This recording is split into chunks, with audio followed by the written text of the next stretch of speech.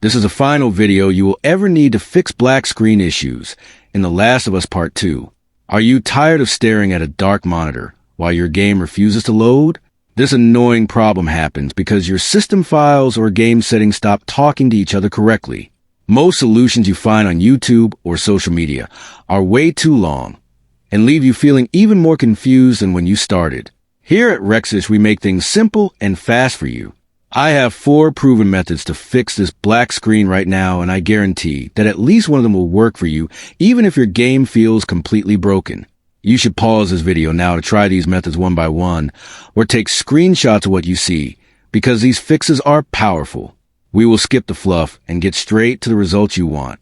You do not need to be a computer expert to follow along, because these steps are easy for anyone. My team at Rexish tested every single one of these tricks to make sure they actually help gamers like you get back into the action. I want you to stay focused and look closely at the visuals provided in this guide. Follow the methods step by step as they appear on the screen right now.